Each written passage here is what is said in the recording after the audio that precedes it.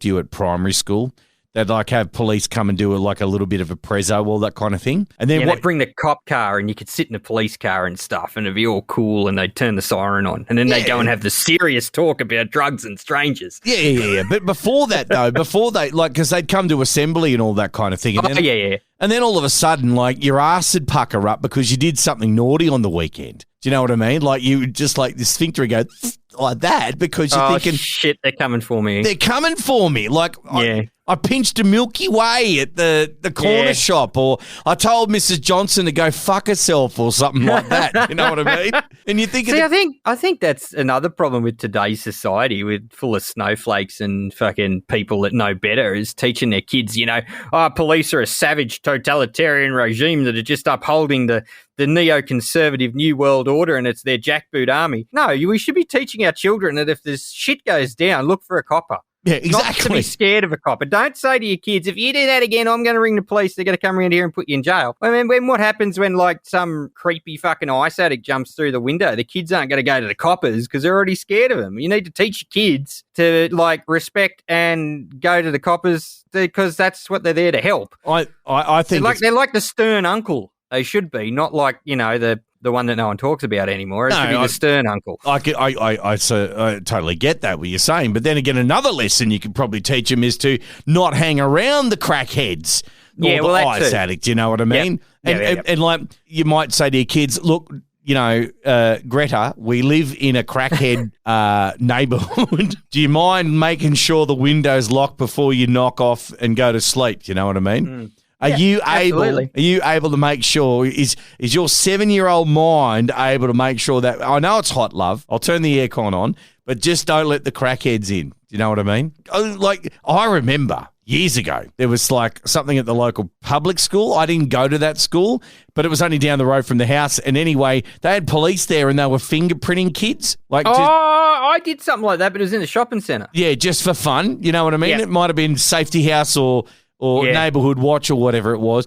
Safety House. Remember Safety House? Yeah. I was so scared of committing a crime because I'm like, fuck, the cops have got me prints. They got me fingerprints. They got me prints. Do you know what I mean? I can't even do anything naughty. Do you know what I mean? Like, there might have been escapades where I'd be out with mates and they go, let's go and find a hose to cut a hunk of bong hose off. And I'm like, nah, not touching it. Sorry, I'm not even with you guys. Bye. No, coppers have got they got my prints at a fete years ago. And you just wouldn't do it.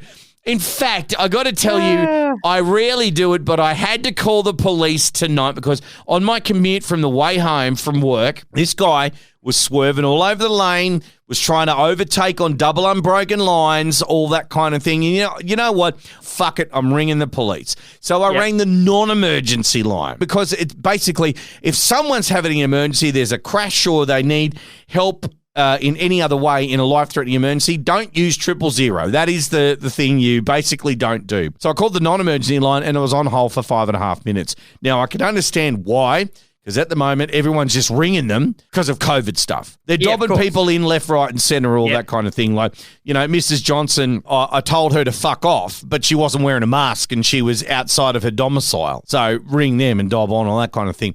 And you know what? The lady was very, very nice, and I gave her all the details of the vehicle, all that kind of thing. And I hope they catch that guy because he was literally tailgating a semi-trailer like that far behind. It was insane. It's been a good week on the roads this week. Did you see the footage of that drunk guy that had no rego and insurance drive straight into the front of a truck? Yes. Yeah. I've seen it. Crazy. It is. He was like, the truck driver's like he smelled of wine and all of his worldly possessions were in the back of his car. And he was unlicensed, unregistered, uninsured, and he just drove straight at this truck. It's like, what the fuck? Hang on a minute. When you're saying his worldly possessions, I'm imagining that would be, I don't know, a pair of Crocs and 2 black plastic garbage bags full of shit. And a couple of milk crates full of crushed cans. So the moral of the story is if you don't need to call the police, then don't do it. Leave 000 for emergencies. You can actually get fined. That's what I hear. You can actually can trace the call. Yeah. They put you on some special list where you will get phone booked. And if you think you're...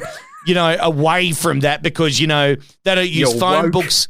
Yeah, or you're woke, or they don't use phone box. Nah. No, they're going to wake you right up. That's right, because... Save your prank calls to Telstra, because fuck them. So you can't even prank a pizza anymore because, like, they need your phone, they need your email, the thing's got to be paid in advance. There's too much identity these days. I remember you could roll down to the... Are you about to tell a story where you got a note from mum to go and buy cigs? No, I was about to tell a story where we used to prank the Kids Helpline. Oh, for God's sake. They're trying to help kids, and here you are without your fucking haircut. Zero. What would you say to the Kids Helpline? What would you say? We used to say that we'd lost our friends and we needed help. And they go, oh, what's your friend's name? Would be all like Jim Beam and Johnny Walker. We thought we were the height of comedy. Was I involved in any of that?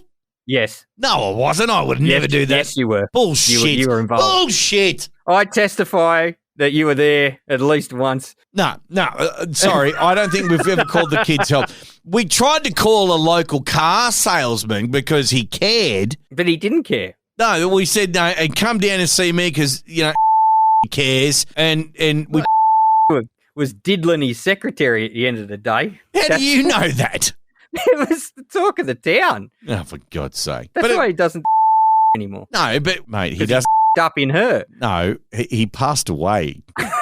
Well, that too. Now you feel bad, don't you? You're getting a phone book. You're fucked. This is The Burble with Benny and Az. Where were you, Az, when the earthquake hit? Where were you? At work. You were Did you actually have to go to the workplace, or are you still working from home? Don't be stupid. We're in bloody Gulag, New South Wales. We're not getting out anytime soon. Gulag. See, you're just sounding like, God, don't even join no, I don't. I'm not putting up with the anti-vaxxers or anything like that. I'm just sick of the fucking stupidity of the general human race.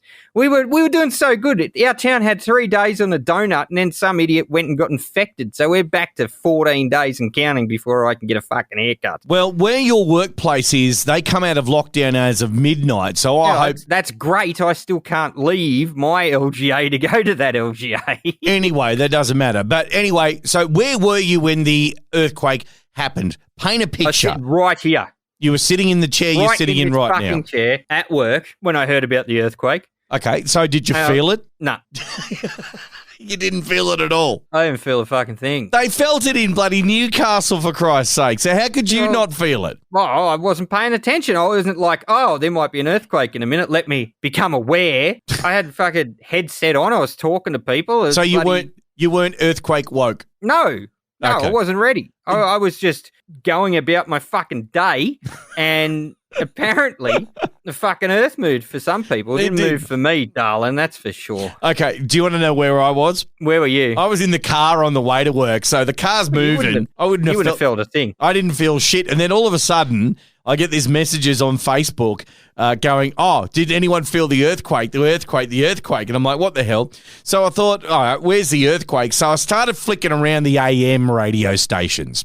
I started finding out because I needed to get some information to see whether or not there was any earthquake stuff being reported and all that kind of thing. And then all of a sudden, there's calls being taken. The epicenter was in northern Victoria, as I understand. Is that right? Yeah, apparently it was Ballarat or something. Something like that, but it was somewhere in the middle of, which is just recently gone back into another snap lockdown down there. And but anyway, look, it was also actually caught live on ABC News Breakfast on the television. And here's the audio of what happened. Check this out. But if it's too It's an earthquake. Oh, I've never had an earthquake in here before. Camera crew are all on the swear. an earthquake or a structural thing? I don't know, but... I don't know. Let's go. Is that Tony Armstrong? That was a big one. Yeah. Doing the run. It's still going. That's still tremoring. Yeah. Yeah, because you can see the flaps moving. You can still see the flaps moving. That's what they said. That's what she said. No. So there you go. Like, you reckon there's no potty mouth on auntie bullshit? The crew are all on the swear there. Absolutely. Look, this isn't Tony Armstrong's first slip of the tongue either, I must say. But actually, funnily enough, now that I've watched the footage, I have a television in the office, right? So most days I put on the ABC news feed, the 24-hour news channel, and I just leave it in the background for a bit of, because you're paying your 18.5 cents a day. Exactly. And, we were all used to Gladys at 11. So I always had it on for Gladys, and I'd turn it on about 8 o'clock in the morning. And Tony Armstrong, I've become quite enamoured with him. He's a very good sports broadcaster, and he always has a bit of a giggle and a joke with old mate that does the news. Anyway, it's funny that you say, where was I when the earthquake happened? Because I didn't actually put the telly on that day. Otherwise, I would have seen this live, because that would have been playing on the ABC News channel. But there's been a whole ton of tremors though that I haven't been a part of. There might have been one in the house that me and you, when we used to rent a unit together. Yeah, there was that one, and that was somewhere out near Candos or something. And then there was the more recent earthquake, and I can't remember much more about it than other than local quasi celebrity put on Facebook a garden chair, lying on its side, going, "We will rebuild," and I'm like, "Oh my god!" Well, the joke's been done to death. Yeah, someone did that though in Victoria, and I was like, you got a construction lockout for a month, or for a week, so you won't be doing it down there. Yeah, well, but the thing is though, the hosts of the ABC breakfast news was stoic, absolutely stoic. And then there was the crew that was getting on the swear. Yeah. Oh, I've never had an earthquake in here before. Scary. See what I mean? They're on the swear for it. Well, they're only getting paid minimum wage, so they're out. No, I understand that. And then they're working for the government as well. But I didn't understand that you could get a crew job on ABC television if you had a potty mouth. Now, where's our contract? Well, as I was saying before, Tony Armstrong, this isn't the first time he's had a bit of a faux pas on the air. It was a few weeks ago. He was talking about Australian cricket captain Tim Payne, and he'd said he was out with an injury because he had a bulging dick instead of a bulging disc. That's some good audio as well. But yeah, that happened a few weeks ago. He's a bit of a character. I don't mind him actually. But yeah, where's our contract? Obviously, the ABC's been watching us and listening to the potty mouth because we haven't had one come towards us yet. Oh, that's a good... we should do a side podcast called Potty Mouth, Poddy. Ooh. Now, trademark. Those listening, don't steal my intellectual property. I don't give you the permission to do that. As doesn't give you the permission to do that. You've got to struggle through bad fucking haircuts and not being able to see each other, to be able to do a podcast. You're not taking my ideas. Neither's the ABC. In fact, you know what? If the ABC came to us, had listened to this podcast and go, okay, guys, listen, I think, you know what? You'd be great on Triple J Breakfast. I'd take suicide over doing that job. I would. You can lower me like the Terminator in Terminator 2 into steel slowly over having to do the Triple J Breakfast Show. You wouldn't get a fucking look in.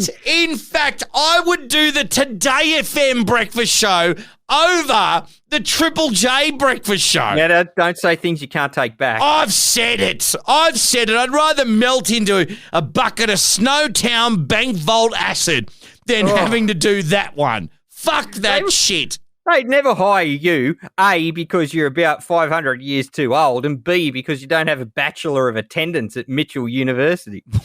What? You got to have like a fucking stupid liberal art. Mitchell University. That doesn't even exist. I don't know where that came from. Fucking some hoity-toity university. You need a liberal arts degree that you can't do fucking anything with.